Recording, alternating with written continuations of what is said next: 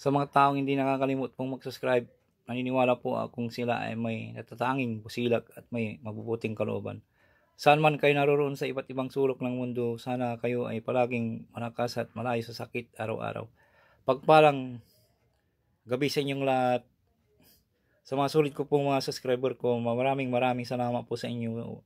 Sana wag po kayong magsawang mag-subscribe. Pagpatuloy nyo po lamang ang pagtulong sa akin. Tatanawin ko pong malaking utang na loob sa inyong lahat. Diyos na po ang bahalang magsusukli at gagabay sa inyong lahat. Sa mga baguhan po lamang na ngayon lang po nakatuklas ng aking YouTube channel, Hiwaga ng Pangasinan, huwag na po kayong mag-atubiling pindutin ang like and share and subscriber po. Pakipindot na rin po ang bell icon para palagi po kayo updated sa aking susunod na video.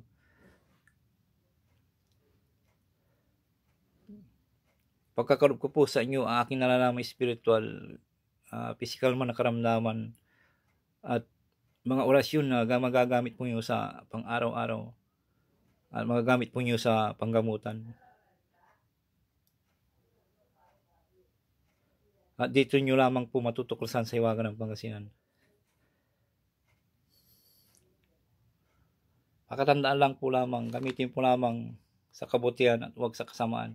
Gamitin upang makatulong sa taong nangangailangan.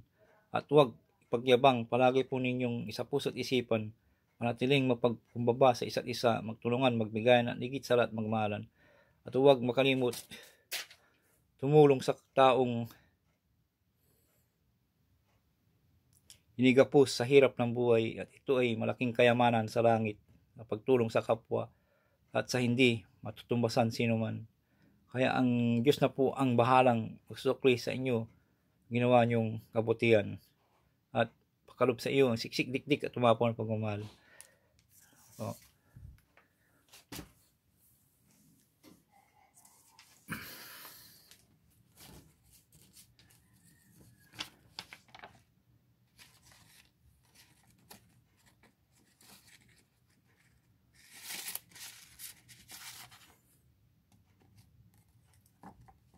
Ayos ko lang po yung orasyon na kan. Yan po.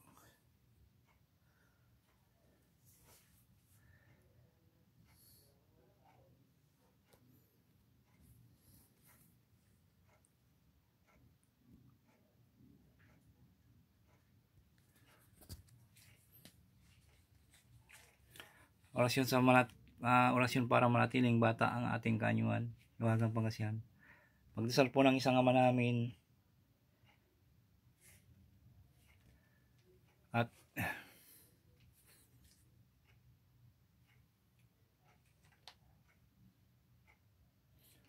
maganda po ito kung may pudir na po kayo, kapudir na po kayo. Kung wala pa po kayong pudir, magdasal po kayo ng 3 ama namin at isunod po yung orasyon. 3 ama namin, isunod po yung orasyon. Abdukam atrisi trox anima sancta, lumarat ihik, lumarat manaot, lumarat laom. 3 bisis po at sunod po yung susi po. Sa pangalan ni Jesucristo, Nazaret. Yan po ang orasyon. At gawin po sa araw-araw po ito para hindi nyo mamamalayan na ang magsasabi po sa inyo, ano makakapansin po ay ibang tao na hindi kayo tumatanda. Pag gumagawa po kayo ng ganitong usapin po, ritual, ay focus po kayo sa sarili at tiwalang sa sarili po nyo. Ito po ay pangalan ng mahal na Birhen nung pagkadalaga at ngayon po. Ito po ay pakaingatan po at isa puso't isipan po palagi ang